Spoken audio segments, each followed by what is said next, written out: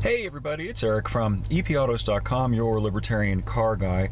Let me preface this little video about this 25 Range Rover Evoque by saying I apologize for the crappiness of my videos lately. This little rig that I've been using, there's something wrong with the lens, and so the picture's all blurry in addition to being bouncy because I hold it while I talk. So I've been avoiding taking videos of the vehicles I've been test driving, in part for that reason, because I know it looks cheesy. But I thought I'd do one in this case to show you one of the, I guess, signature hallmarks of the Evoque that Land Rover wants you to know about, and that is the centrally mounted curved glass touchscreen, which they call reductive. And what do they mean by that? Well, what they mean by that is that pretty much all of the secondary functions have been incorporated into the LCD touchscreen, so there aren't that many physical buttons anymore to operate things.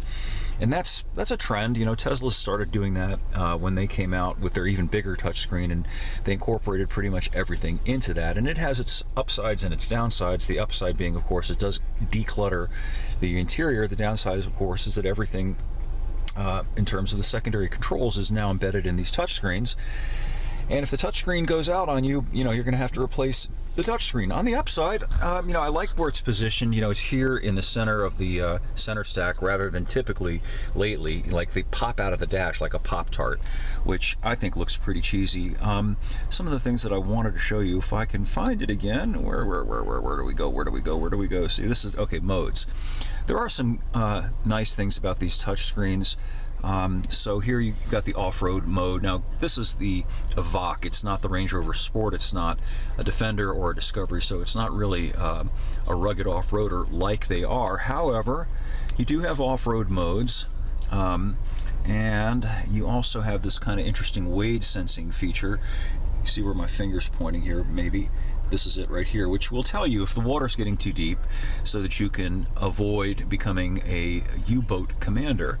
In addition to that, well, let's see, you've got your grass, gravel, snow, mud, ruts, sand, comfort, yada yada modes. I wanted to see if I could find you one of the features that I kind of like, which tells you, of course, I got to get the lawyer screen before it will let me see it. Okay, all right, yeah, here's that main screen. That shows you can see, your angle of declination and inclination. In other words, how whether you're canted forward or upward, and gives you an altitude. And you've also got your bearing. You've got a compass, and they're small things, but they're nice things. And that's pretty much all that I wanted to show you before I head back inside. It's kind of cold out here today in the woods.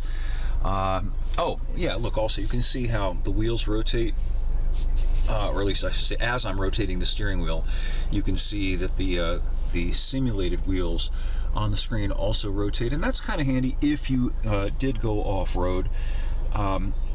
If you go off-road, you know about this. You don't want to have to get out and look and see the orientation of your wheels. It's kind of a pain. Plus, you might lose some momentum, so this is a way to kind of keep track of where you're inching along. That allows you to keep inching along without having to stop, get out, look, and stand in mud or snow or whatever. Anyway, more up at EPAutos.com, the web's best libertarian gearhead site, and I promise that I will shortly have a better camera. Per the article that I wrote about having a camera, I got one.